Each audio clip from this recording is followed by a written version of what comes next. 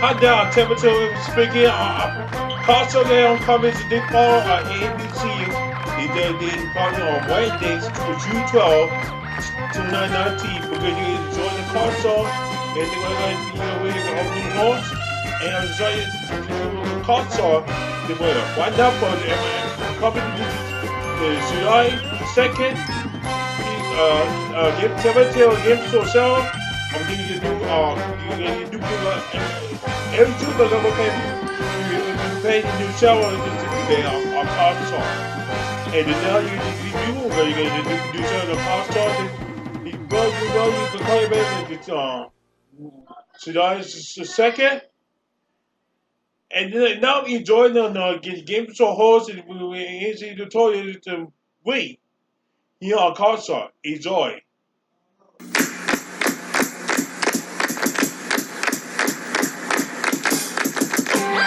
Aces are good. So are the threes. But when you get in the middle, you had better freeze. On Cut Sharks.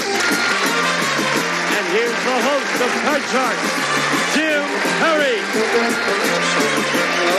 Thank you very much. I thank you, and welcome to Card Shark. Thank you for joining us at home. You're very kind. First of all, I would like to thank for the opening poem, Velma Hickman of Philomath, Oregon, watching us on KVAL-TV, Channel 13. Thank you, Velma. We're in the second day of our final week of Turnabout with some of the top MCs playing for their favorite charities. And we're going to bring out two gentlemen now who have Jack Clark has $5,175 for his favorite. Bill Cullen with $6,100 for his. The board is open. We're dealing out the cards. Let's meet these two fine gentlemen right now. Hello there, Jack. Hello, Jimmy. Doing very well. Bill? Yeah. Yeah, you guys got to say hello yesterday, and that was it, because we had that great long match with Alex Trebek and Gene Rayburn. We were mightily impressed with Gene Rayburn's the money cards. Boy, did he do a job. Sensational. Yeah. Were you watching?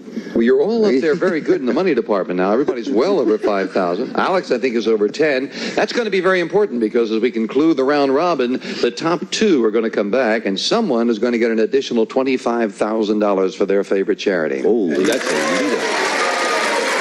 not all.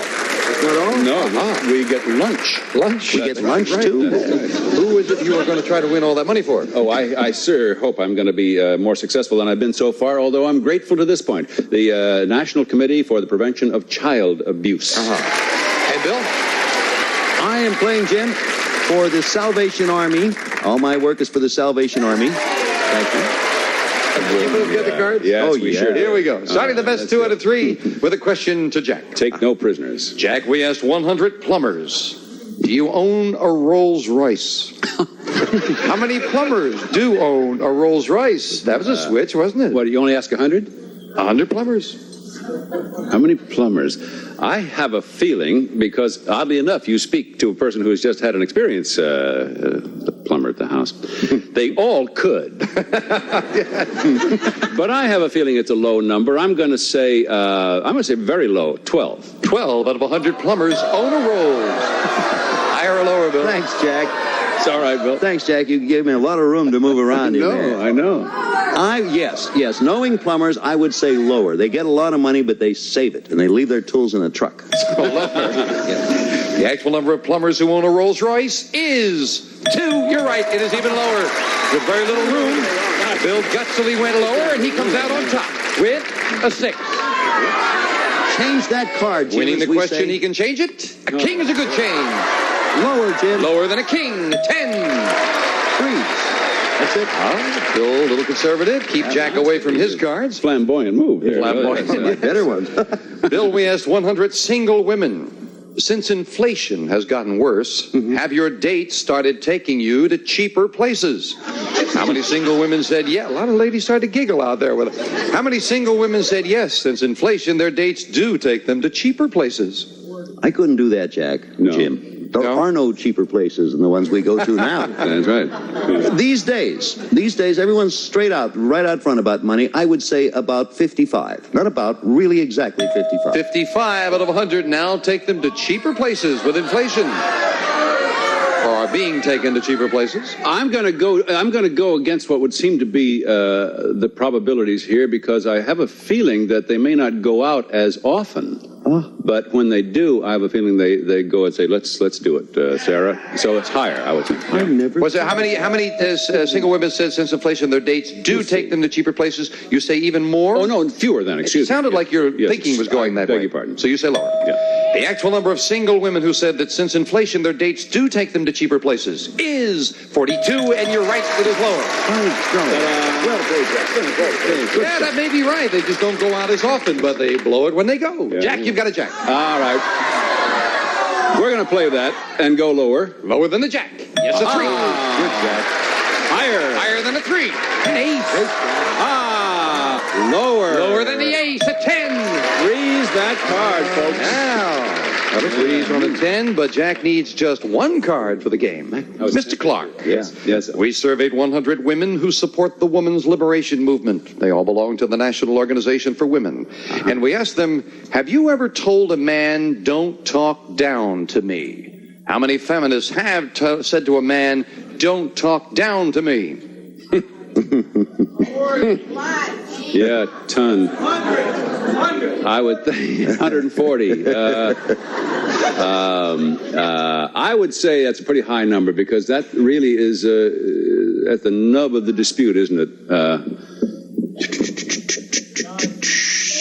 68. 68 out of 100 have said, don't talk down to me.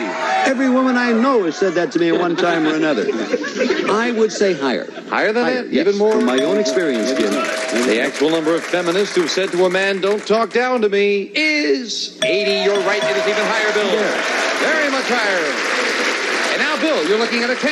Yes, and I can't change it. You can indeed. You won the question. I will change it then. And I will change it to something infinitely lower. Right up the middle. Well, Jack, this might be goodbye. Higher. Higher than an 8. Oh, He's good. right with a queen. Lower, Jim. Lower than a queen. An 8. Higher, Jim. Oh, you're going to go Yes, lower. I'm going to end this right now. Hey! Oh, I didn't think you'd take the chance, but it paid off. We'll be right back with game 2 in a moment. Bill wins game 1. Game 1 to gutsy Bill Cullen, taking a chance on the middle card, an 8. And now Jack Clark needs this game as we deal out the same 2 decks of cards with the next cards off the top of the deck. Were you as surprised as I was when he went with that, Jack? Well, no, he's a lucky fellow, but he did say the luck of the Irish. Turns out we're both Irish, so nobody can win. That's folks. right. We're both going to lose. Right. That's it. Bill, this question to you. All right. Bill, we asked 100 third-grade girls, do you expect to marry a millionaire when you grow up? How many third-grade girls do expect to marry a millionaire? How old is a third? 9? 9-ish, your third grade girl? 9, 10, somewhere in that vicinity. 9. And okay, I would say then at least 60 of them did. I'd say 60. Yeah. 60 optimistic third graders say they're going to marry a millionaire, Jack. When you do your arithmetic at the rate of inflation now, an 8-year-old, by the time they get married, everybody will be a millionaire, or they will be starving to death. So I'm going to say higher. Higher than that? Yes.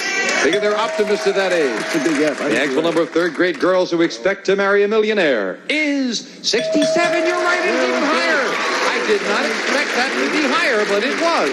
And Jack Clark has a Jack. I said that before. You got a Jack the left? I'm going to play it lower. Lower than a Jack. Yes, and I.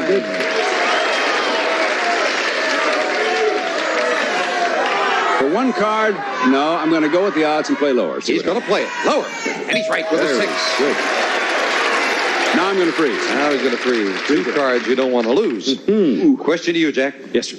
Jack, we asked 100 marriage counselors. Generally speaking, when a couple gets divorced, is it natural for them to end up hating each other? How many marriage counselors said, yes, it's natural for a divorced couple to end up hating each other? I don't think I don't think it's natural to hate anybody, but then divorce is sometimes quite a different thing than whether you like the person or not. It just happens. I'm told. See what time is it? No.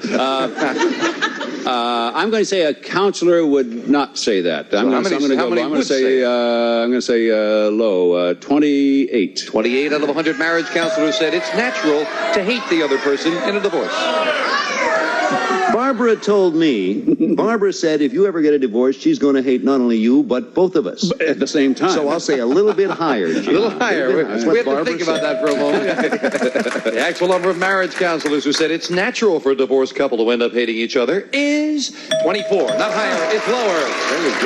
8 is a very strong word. Jack, you got a 6. I'm going to change the 6-0. You think you can improve that 6? Oh, look, a 10 now again. that's a lot better, right?